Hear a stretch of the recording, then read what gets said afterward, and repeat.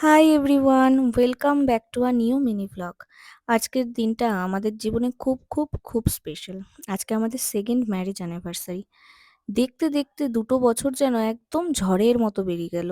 জীবনে ২ বছর বেরিয়ে গেল, কতটা কি এগোতে পারলাম তা জানি না, কিন্তু ২ বছর পার হয়ে গেল।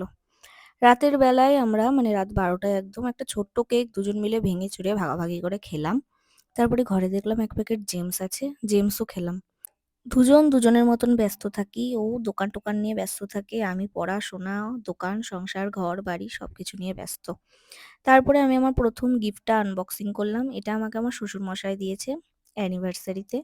আসলে বাড়ির সবাই জানে আমার বই, খাতা, পেন এইসবের খুবই শখ আরকি, নতুন, নতুন জিনিস। আর পার্কারের পেন মানে তো কোনো কথাই হবে না। আজকে আমাদের অনেক রকমের প্ল্যানিং ছিল। দেখা যাক কতটা কি ফুলফিল হয়। প্রথমত তো ভাবা আছে পোড়া মহেশতলায় গিয়ে বাবার মন্দিরে পুজো দেব। তার জন্য বাড়ির মন্দিরের পুজো আমাকেই দিতে হবে, আর আমার মাথায় তো ভীষণ চাপ। তাই জন্য দেখলাম ও সকাল সকাল স্নান করে ঘরের ঠাকুরগুলোকে একটু ধূপ দেখিয়ে নিল। এবছর অ্যানিভার্সারিতে আমি কিন্তু বেশ অনেকগুলো গিফট পেয়েছি। যেমন এই ফোনটা, আমার গলার চোকারটা দিয়েছে আমার মা, আর ফোনটা দিয়েছে শুভ্র। তোমরা আগেও ভিডিওতে অনেকবার দেখেছো। বেশিরভাগ গিফটই শুভ্রর দেওয়া। এই শাড়ি-টাড়ি সবগুলোই শুভ্র আমাকে অ্যানিভার্সারিতে গিফট করেছে। তারপরে আমরা সমস্ত কাজ গুছিয়ে পৌঁছে গেলাম মন্দিরে। পোড়া মহেশতলা এমন একটা মন্দির, কম বেশি তোমাদের সব্বার ফোনেই সোশ্যাল মিডিয়ার দৌলত কিন্তু পৌঁছে গেছে। এইখানকার এই শিবলিঙ্গ ভীষণ ভীষণ জাগ্রত। লোকমুখে প্রচলিত আছে যে যখন এই শিবলিঙ্গ প্রথম পাওয়া গেছিল, তখন শিবলিঙ্গটা কিন্তু অনেক ছোট ছিল। প্রতি বছর এটার একটু একটু একটু করে উচ্চতা বেড়ে চলেছে। আর আমার কতটা সৌভাগ্য হলে অ্যানিভার্সারির মতন একটা দিনে গিয়ে আমি মন্দিরে বাবার সমস্ত কাজ গুছিয়ে পুজো করতে পারি। ঠাকুরমশাই, আমি আর ১ জন ২ জন ছিল, কিন্তু বেশিরভাগ কাজটা আমি আর ঠাকুরমশাই মিলে গুছিয়ে পুজোটা করেছি।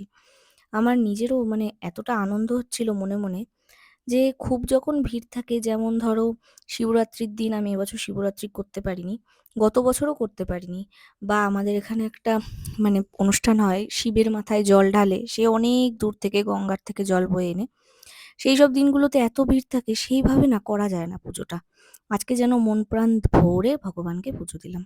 আর এই মন্দির প্রাঙ্গণে আরো ৩টে মন্দির আছে। রাধাকৃষ্ণের মন্দির, জগন্নাথের মন্দির আর মা কালীর মন্দির। প্রত্যেকটা মন্দির ঘুরে ঘুরে পুজো দিয়েছি। এত ভালোভাবে এতটা সময় ধরে পুজো করতে পেরে আমার মনটা তো একদম তৃপ্তিতে ভরে গেছে। আমি আশা করব আমার জীবনের প্রত্যেকটা ভালো দিনে আমি যেন এইভাবে ভগবানের কাছে ছুটে চলে আসতে পারি। এখানেই আমাদের এই মন্দিরের একদম থামে আবার রয়েছে মা মনসার এই মন্দির। সেখানেও আমি দুধ কলা দিয়ে দিলাম। না, কলাটা